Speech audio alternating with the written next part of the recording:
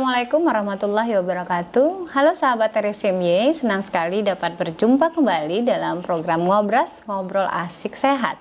Program yang syarat dengan edukasi informasi kesehatan langsung dari pakar ahli. Sahabat, tahukah bahwa sistem pembuluh darah di dalam otak kita sangatlah penting, karena otak ini bertanggung jawab memberikan perintah kepada organ-organ penting dalam tubuh. Hal ini dapat berlangsung apabila metabolisme otak berlangsung dengan baik. Nah, alat transkranial Doppler atau kita singkat dengan TCD itu dapat digunakan untuk melihat aliran darah di dalam pembuluh darah otak dengan teknologi ultrasound. Teknologi ultrasound ini dalam dunia kedokteran sudah sering digunakan, yaitu pada alat USG. Namun masyarakat awam di antara kita juga belum paham apa sih sebenarnya pemeriksaan USG otak itu. Makanya hari ini kita akan membahas mengenai pemeriksaan aliran darah otak menggunakan alat transkranial Doppler.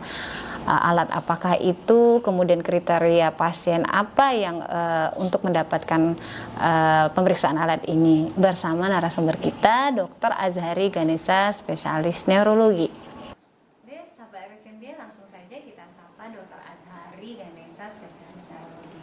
Halo dokter, selamat pagi, selamat datang di Ngobras. Apa kabarnya dok? Alhamdulillah baik Bu Yesi. Terima kasih sudah mengundang saya juga di acara podcast ini. Oke, kami saya terima kasih dok. Ini ada banyak ilmu yang akan kita dapatkan tentang khususnya untuk penyakit saraf ya dok ya. Oke, ini pertanyaan awal dulu dok. Karena di masyarakat misalnya kita kenal ini misalnya gelar ya, Dr. Azhari Ganesha, spesialis neurologi. Nah, ada lagi yang misalnya Dr. Azhari Ganesha, spesialis saraf. Apa bedanya dok antara spesialis saraf dengan spesialis neurologi? Apa misalnya nomenklaturnya atau memang ada khas khusus berubah nama menjadi gelar menjadi spesialis neurologi? Oke. Oh ya, mungkin memang baru masyarakat mungkin baru tahu ya Bu ya. Bahwa sekarang ini untuk penamaan dari dokter spesialis saraf itu memang sudah diubah secara nomenklatur dari spesialis saraf ke spesialis neurologi. Itu menyesuaikan dengan dari kolegium. Jadi sebenarnya hanya berupa perubahan nama saja. Kalau dulu tidak berubah kompetensinya masih sama. Kalau misalnya dulu ya kita disebut spesialis saraf, kalau untuk saat ini jadi namanya spesialis neurologi, tapi untuk job desk-nya atau untuk terapinya tetap masih sama. Tentang saraf ya, tentang saraf juga, betul Bu Yesi. Jadi masyarakat jadi sekarang sudah harus tahu ya bahwa spesialis neurologi itu ya sama dengan spesialis saraf. Betul. Tapi mungkin tadi ada pemberlakuan misalnya ya dek, kalau misalnya mungkin alumni yang lama itu masih nulisnya spesialis saraf ya dok ya. Betul. Tapi mungkin ketahuannya bahwa ini lulusan baru misalnya fresh graduate bahwa spesialis neurologi itu adalah sama saja dengan spesialis saraf, cuma mungkin pemberlakuannya saja, betul. Kita langsung masuk nih dok ke materi atau isi edukasi kita pada hari ini. Apa tuh sih sebenarnya alat transkranial Doppler atau yang bisa kita sebut USG otak? Oke. Jadi memang sebenarnya untuk alat transkranial Doppler ini, atau kalau istilah awamnya biasanya saya sebut itu Bu ya, itu namanya USG otak. Itu memang alat yang relatif baru. Maksud saya di sini baru adalah pelayanan yang baru saja dibuka di RSUD M- ini. Jadi kita kembali lagi, apa itu transkranial Doppler? Kalau dari kata-katanya kita bisa bagi Bu ya, ada trans, ada kranial, ada Doppler. Ada tiga kata. Ya? Makanya kita sebut TCD gitu deh. Iya, TCD. Jadi trans itu apa? Trans itu ya kalau kita bus trans dan antar ya, melewati, melintasi. Trans, kranial itu apa? Kranial itu artinya kepala, tulang kepala, melewati kepala Doppler.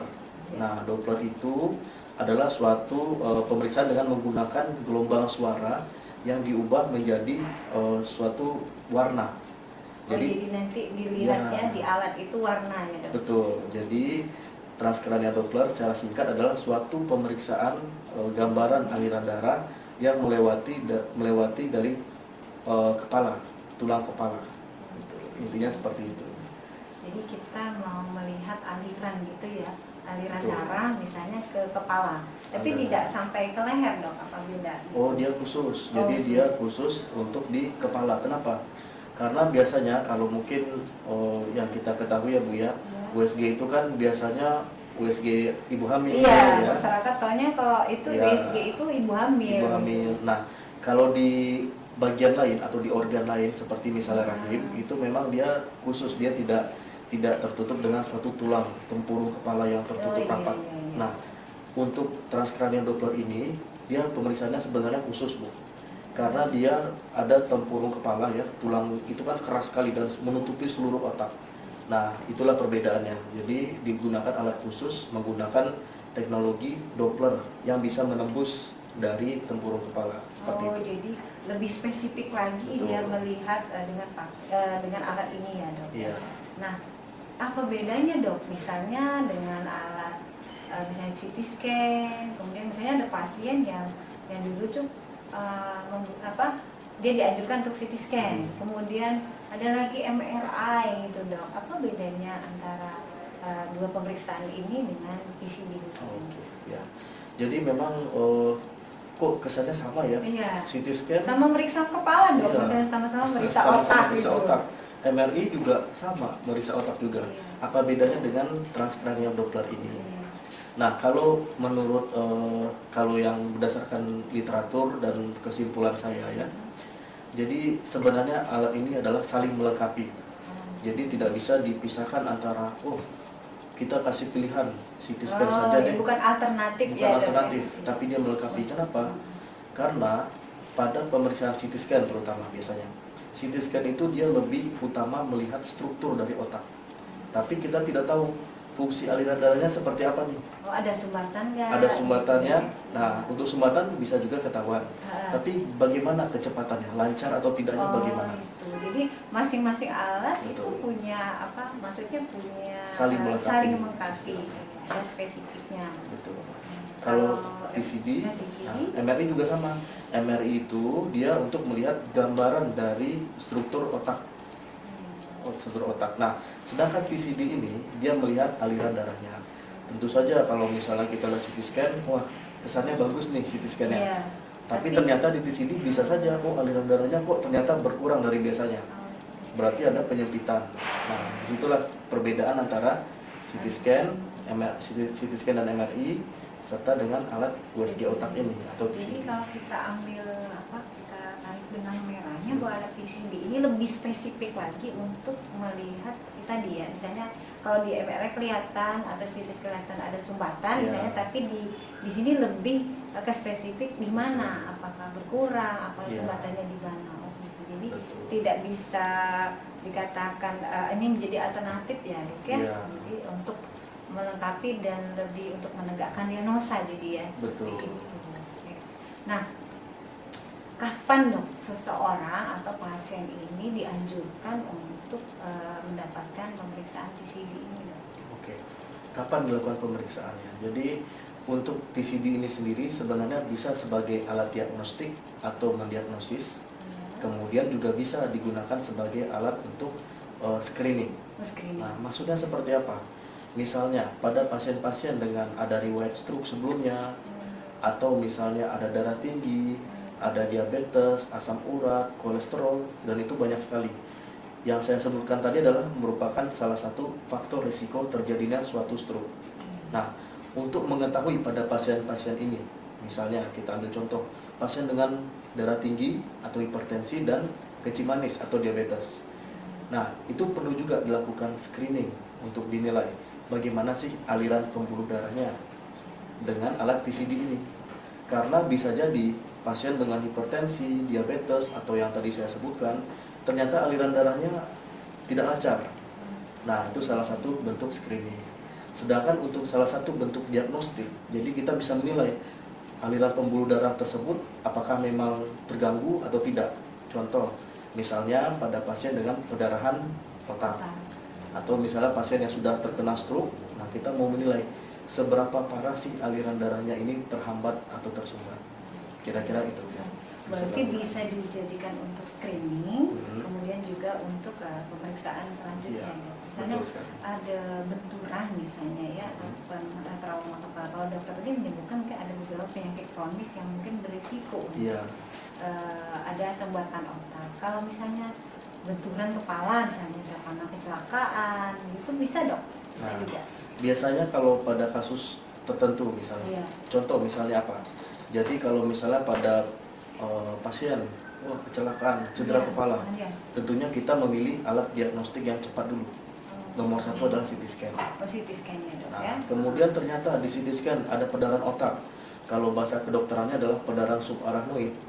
Nah, itu kita perlu pemeriksaan TCD ini. Tujuannya untuk melihat karena pada pasien dengan cedera kepala, kemudian ada perdarahan, itu bisa terjadi suatu namanya vasospasme atau penyempitan pembuluh darah.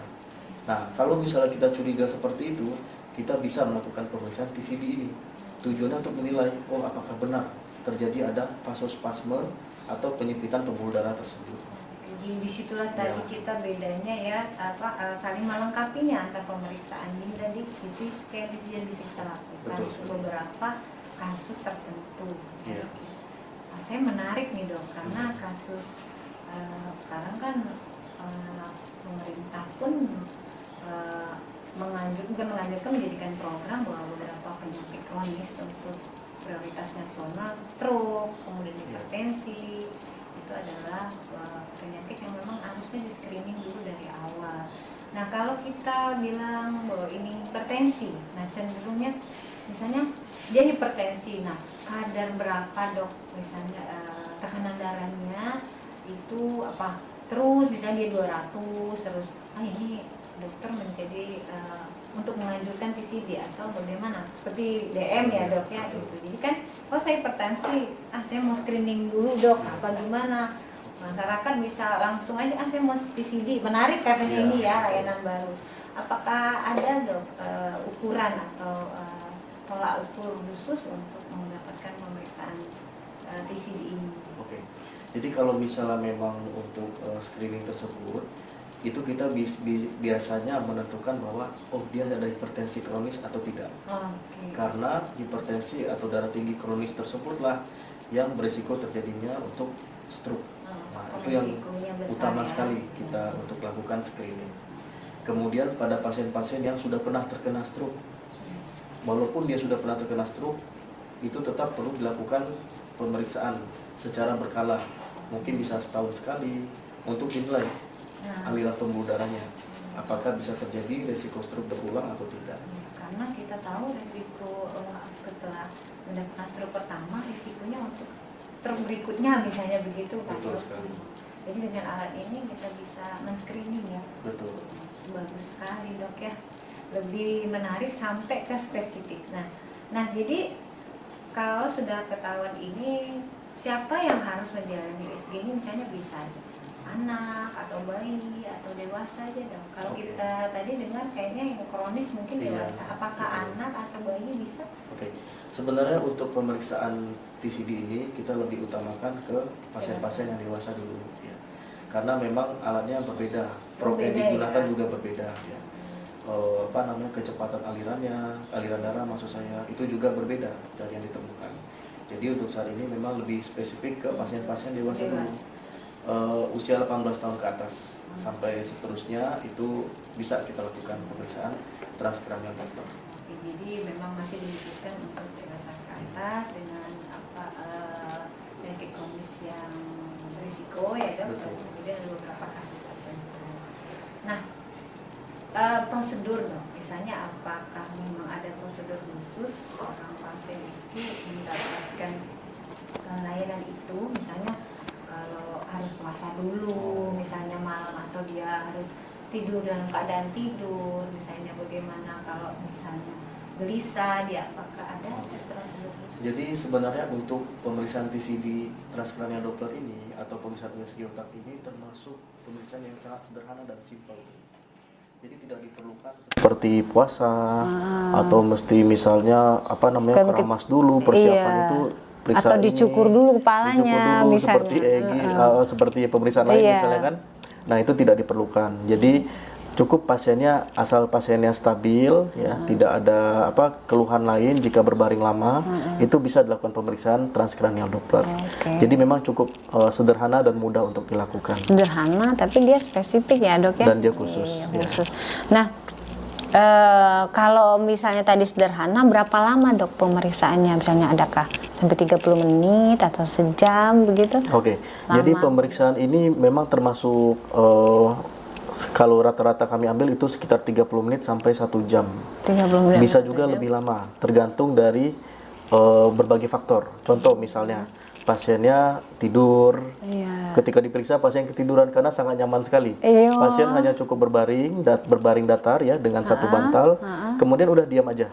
Posisinya tetap sama seperti apalagi itu. dingin gitu, Apalagi nyaman. AC yang dingin, nyaman ya, kita berikan TCD. Nah, karena tidur otomatis ada beberapa juga yang ngorok, akhirnya gelombang suara masuk. Oh gitu. Jadi itu bisa mengganggu pemeriksaan.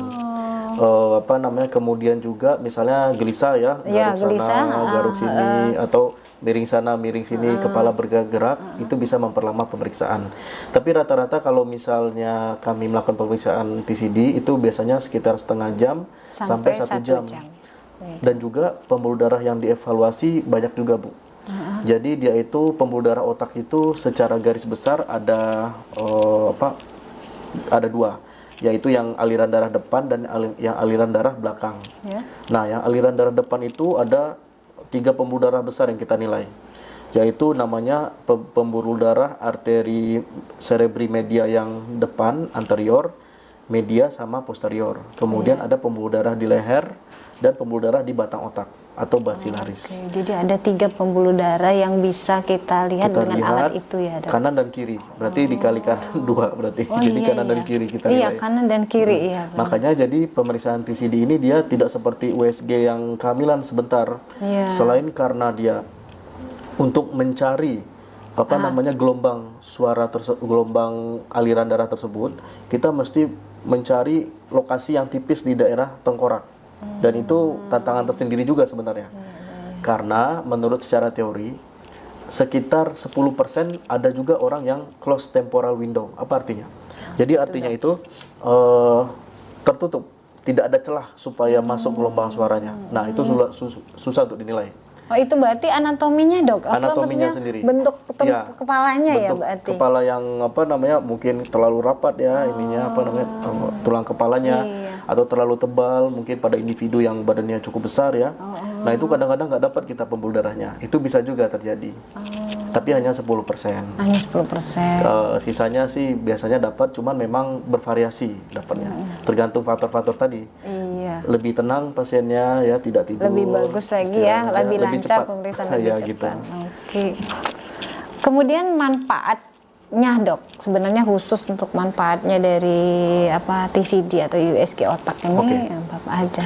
Jadi manfaatnya itu yang pertama adalah kita mengetahui aliran darah otak kita seperti apa.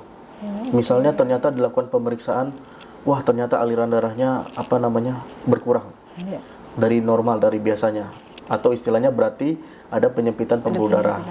Artinya apa? Harus lebih aware lagi. Itu sebagai patokan dari pasien bahwa saya harus hati-hati nih. Berarti saya harus menjaga pola makan, minum obat teratur supaya aliran darahnya tetap lancar. Kemudian berolahraga teratur, ataupun rutin memeriksakan juga ke dokter. Cek berkala Cek berkala juga. Itulah manfaat yang utama. Jadi dia sebenarnya dia bukan untuk menyembuhkan, tapi lebih screening preventif ya, Dok, ya, preventif ya. Seperti itu. Sebenarnya memang ada juga yang untuk tapi masih dalam penelitian internasional ya, di luar negeri masih dilakukan penelitian. Ada istilahnya namanya sonotrombolisis. Apa itu sonotrombolisis? Jadi memecah bekuan darah dengan menggunakan gelombang dari TCD ini pada pasien dengan stroke akut. Tapi hasilnya masih bervariasi. Ada yang berhasil, ada yang tidak berhasil. Jadi masih perdebatan, lagi diteliti lebih lanjut. Tapi yang jelas untuk saat ini pemeriksaan TCD itu lebih utamanya adalah untuk diagnostik. Dan screening tersebut. Jadi begini, Dok, kalau sudah tahu ada alat ini kayaknya kita menjadi lebih jaga-jaga ya dok ya. Betul. Untuk apalagi yang penyakit kronis. Nah tapi begini dok, ada misalnya kasus yang sakit kepala terus gitu ya, sering dan berulang, mungkin dalam 1 bulan sekali atau sebulan 2-3 kali.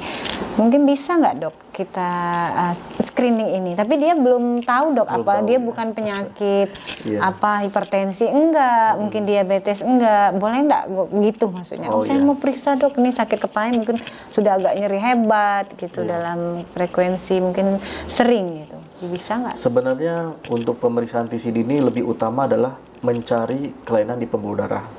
Tapi memang pada beberapa kasus tertentu, misalnya pada pasien dengan vertigo, Iya, pusing vertigo. berputar yang sudah kayaknya nggak sembuh-sembuh, Iya. udah bertahun-tahun Sampai, minum obat menahun. kok selalu berulang, nggak sembuh-sembuh istilahnya. Kemudian ada juga yang nyeri kepala. Iya. Nyeri kepalanya menahun, harus minum obat terus. Iya. Mungkin boleh sesekali kita coba screening dulu, dilihat apakah ternyata ada gangguan di pembuluh darahnya. Iya. Karena apabila aliran darah berkurang, maka oksigen ke otak juga berkurang. Iya, benar. Dan itu bisa memunculkan gejala-gejala tersebut. Iya. Nyeri kepala ataupun vertigo. Jadi memang tidak rutin dilakukan, tapi sesekali kalau misalnya ada pasien yang sudah obat ini nggak sembuh, ini nggak sembuh. Sudah nggak kuat lagi gitu dok ya. Ada tidak ada beberapa- salahnya juga kita melakukan pemeriksaan transcranial Doppler.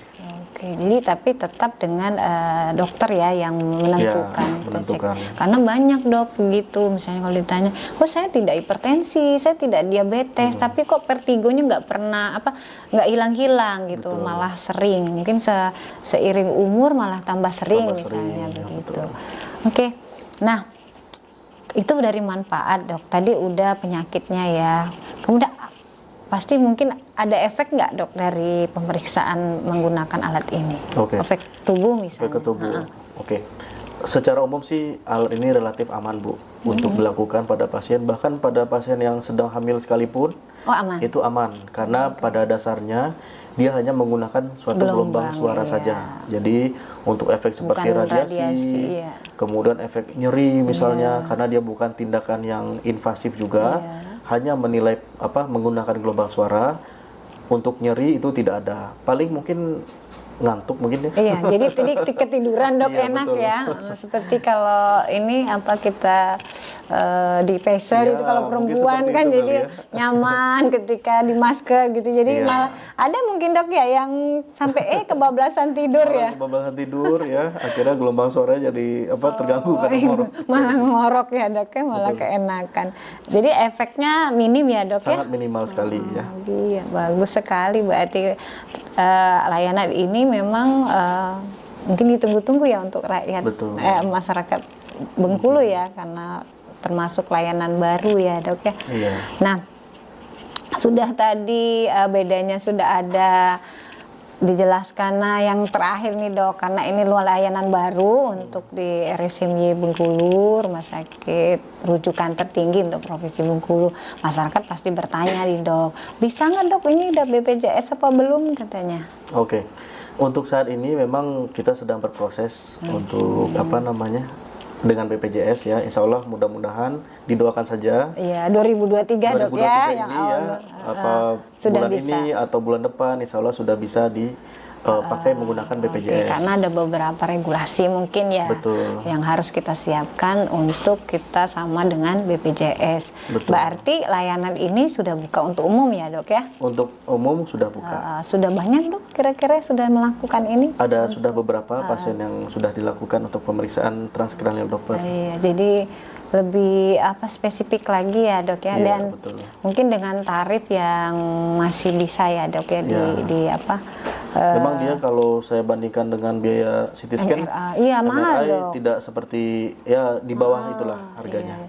Tapi baru masih adanya di Rumah Sakit M Yunus ya dok yang ada apa? Untuk saat ini sepengetahuan saya Iya. untuk satu provinsi Bengkulu alatnya hanya ada Masih di di Rumah Sakit M. Yunus ini. Oke, yang mengerjakan juga adalah spesialis saraf atau Betul. spesialis neurologi. Dari neurologi. Oke, ini udah banyak nih dapat ilmu, informasi dan edukasi. Terima kasih dokter. Mungkin lain hari atau next time kita akan bicara tentang penyakit-penyakit saraf lainnya. Banyak nih yang minta tentang mungkin stroke, kemudian apa yang sakit nyeri kepala yang sering, mungkin ada banyak pertanyaan yang nanti kita bisa bahas. Oke dok, selamat bekerja. Ya, Terima kasih sama-sama, pada Bu. hari ini sudah banyak memberikan informasi. Sama-sama. Oke.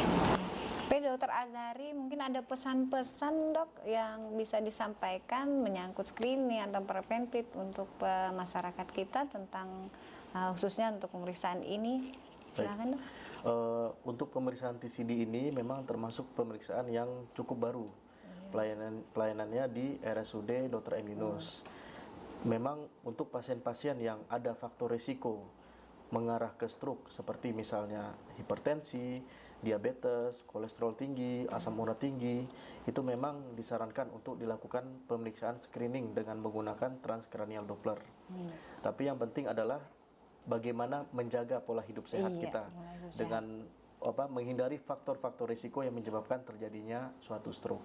Kira-kira seperti itu. Dan tetap cek berkala ya Cek dok berkala. ya untuk sebagai preventifnya. Betul. Nah, itu aja dok. Iya. Oke. Sahabat RSMY, jangan lupa ikutin terus podcast edukasi kami di YouTube PKR RSMY dan Instagram info RSMY_Bengkulu. Nantikan episode selanjutnya dengan materi dan edukasi yang menarik. Nantikan edukasi ngobrol selanjutnya. Jaga kesehatan, tetap semangat. Sampai jumpa. Salam sehat.